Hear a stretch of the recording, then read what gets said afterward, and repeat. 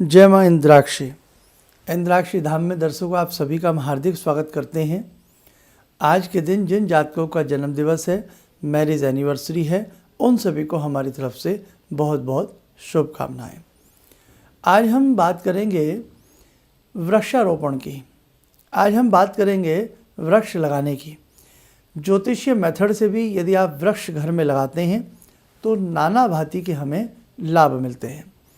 और घर के साथ साथ यदि आप बाहर किसी प्रांगण में, सरोवर के किनारे, सड़क के किनारे, नदी के किनारे, किसी धर्म क्षेत्र में, मंदिर में, गुरुद्वारे में, चर्च में, जहाँ भी आपको कहीं स्थान ऐसा अच्छा मिलता है, आप लोग वृक्षारोपण ज़रूर किया करें।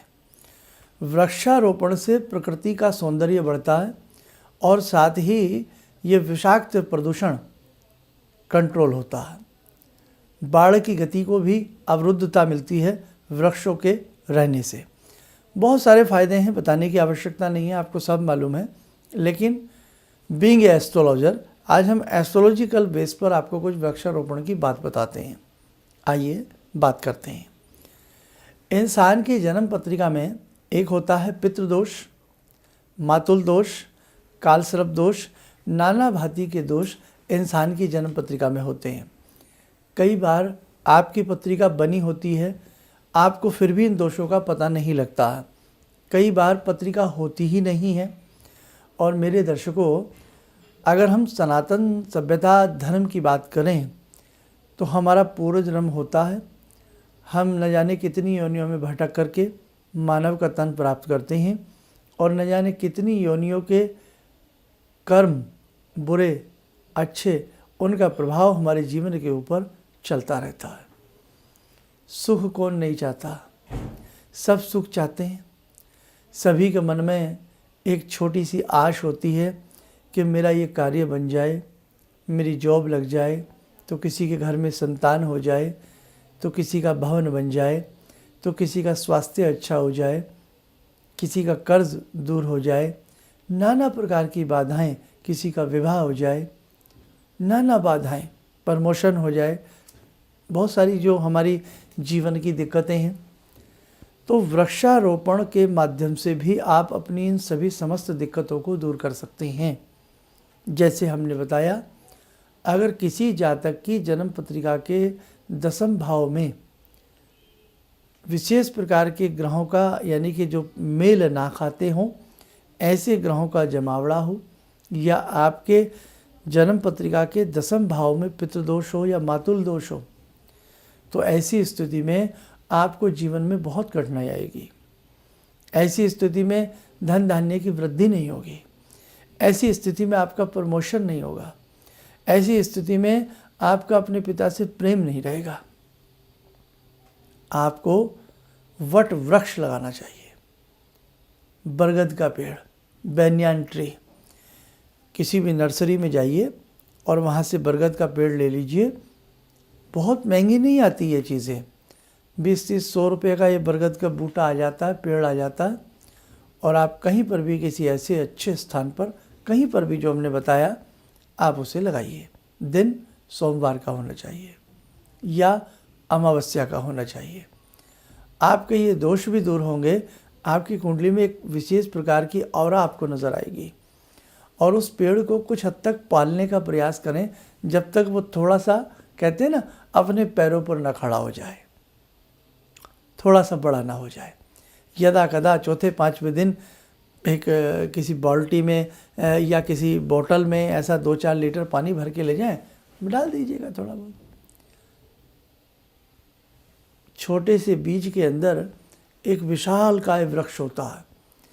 और जब तक ये वट वृक्ष की तो वैसी भी विशेषता है, हजारों साल तक ये पृथ्वी पर खड़ा रहता है, जड़ योनि होती है। अब देखिए, बोध गया जी की बात करें या हम नाना भांति के ऐसी बातों की बात करें, या हम मुजफ्फरनगर शुक्रताल की बात करें, कितना पुराना बरगद का पेड़ है। कहा जाता है भगवान श्री कृष्ण के युग का है। बताइए, तो कितने पुराने पुराने बरगद के पेड़। हम गौतम बुद्ध जी की बात याद करें तो वो वृक्ष की भी आज बातें बताई जाती हैं। तो कितने पुराने पुराने पेड़ अभी तक टिके हुए हैं।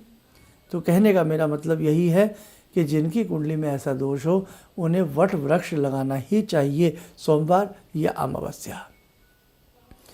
जिनकी जन्म पत्रिका में बृहस्पति बिल्कुल कमज़ोर हो या गुरु चांडाल दोष हो, तो ऐसी स्थिति में आपको बृहस्पतिवार के दिन या पूर्णिमा के दिन पीपल का पेड़ लगाना चाहिए। जी, पीपल का तो वैसे भी बड़ा हटीला पेड़ होता है, कहीं पर भी जम जाता है तो जम जाता है, छोटी छोटी दरारों में बड़ा पेड़ हो जाता है, घर की दरारों में हो जाता है, घर की दीवारों में हो जाता है, पानी के टैंक रखते हैं वहाँ हो जाता है। क्यों? इसका जो फल होता है वो मीठा होता है और ख़ास तौर से उसे पक्षी खाते हैं। काग पक्षी खाता है, गुरैया खाती है, बहुत पक्षी खाते हैं, और जहाँ वो बीट करते हैं वहीं पे उसके दाने निकल करके जम जाते हैं। समझे आप? तो आप पीपल का पेड़ लगाइए, और यदि आपके घर में कहीं दरारों में कहीं भी पीपल का पेड़ लगाओ तो उसे किसी ऐसे शुभ स्थल पर आप लगा करके आइएगा, बहुत अच्छा लाभ मिलेगा। जब तक वो बड़ा ना हो जाए, थोड़ा सा वही अभी जो ऐसे बात बताइए, तब तक उसमें जल देते रहें। आगे बढ़ते हैं।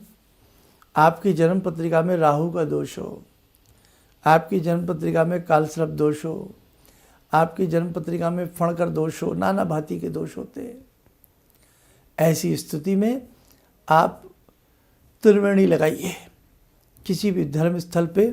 क्या क्या? पीपल, बरगद और नीम या शमी। और या ये अगर दो पेड़ के अलावा शमी ना मिले, ठीक है, नीम ना मिले, तो कोई तीसरा पेड़ लगा सकते हैं। इसे त्रिवेणी कहते हैं। त्रिवेणी बहुत शुभ मानी जाती है। जहाँ पर भी त्रिवेणी का वास होता है उस क्षेत्र के अंदर विशेष प्रकार के लाभ प्राप्त होते हैं, धर्म क्षेत्र बन जाता है। त्रिवेणी जहाँ लगी होती है, त्रिवेणी लगाइए। और त्रिवेणी लगाने से किसी भी प्रकार का जन्म पत्रिका में क्यों ना दोष हो, कुछ लोगों पे जन्म पत्रिकाएं नहीं होती तो हाथ की रेखाएं, आपकी हाथ की रेखाओं में किसी भी प्रकार का दोष हो तो आपको त्रिवेणी लगानी चाहिए। लेकिन किस दिन? यस, रवि पुष्य नक्षत्र में। रवि पुष्य नक्षत्र हो उस दिन मेरे साधकों, मेरे दर्शकों, त्रिवेणी लगा दीजिए, जीवन में जय जयकार हो जाएगी। और कम से कम 3 त्रिवेणी लगा दीजिए, देखिएगा आप चमत्कार। किसी व्यक्ति को बहुत कम दिखाई देता हो, सूर्य बहुत कमज़ोर हो, ऐसा लगता हो कि रतुंधी का रोग मानो उसको हो चला है, ऐसी स्थिति में विल्व वृक्ष, बेल का पेड़, वो वाला जो फल देता हो, किस दिन लगाना है? ये भी रवि पुष्य नक्षत्र में लगाना है। इसको लगाइए, बहुत अच्छा आपको लाभ मिलेगा। तो नाना भांति की ये चैप्टर बहुत बड़ा चैप्टर है, बहुत ही बड़ा चैप्टर है। अभी तो बहुत सारे जन्म पत्रिका के दोष रह गए, हथेली के योग रह गए, बहुत बड़ा चैप्टर है। जिनको संतान ना होती हो, कदम का पेड़ लगाएं। किस दिन लगाएं? पूर्णिमा का दिन लगाएं। पति पत्नी दोनों कदम के पेड़ का रोपण करें। वही कदम की छैया जिसके नीचे खेले मुरली बजैया, वही कदम की छैया, कदम का पेड़ लगाएं। तो कदम का पेड़ लगाने से भी संतान की प्राप्ति होती है। लक्ष्मी की प्राप्ति जिस घर में ना होती हो, यदा कदा हमेशा किल्लत बनी रहती हो, हमेशा लक्ष्मी के लिए उस परिवार में कहीं ना कहीं परेशानी बनी रहती हो, 11 हार श्रृंगार के पेड़ किसी लक्ष्मी मंदिर के आसपास लगवा दीजिए, बहुत अच्छा आपको लाभ मिलेगा। खुशबूदार बूटे लगवाइए, चमेली के पेड़ लगवाइए, बहुत अच्छा लाभ मिलेगा। हार श्रृंगार भी जो होता है इसमें भी बहुत अच्छी खुशबू होती है, तो ये आप लगाइए, इससे आपको बहुत अच्छा लाभ मिलेगा। तो दर्शकों, बहुत ऐसी सारी चीज़ें हैं जिन्हें लगाने से हमारे जीवन में वैभव आ सकता है। देखिएगा दर्शकों, आप अपनी जन्म पत्रिका ज़रूर किसी को एक बार दिखा लें। जन्म पत्रिका नहीं है तो हाथ की रेखाएं दिखाएं और उससे अपने भविष्य में शुभ वृक्ष कौन कौन से हैं वो सारी बातें आपको पता लग सकती हैं। कहीं आप दूर दराज रहते हैं, उसके लिए आप हमारे संस्थान से कॉल अपॉइंटमेंट भी ले सकते हैं। इन्हीं शब्दों के साथ हम अपनी वाणी को विराम देते हैं। जय माँ इंद्राक्षी।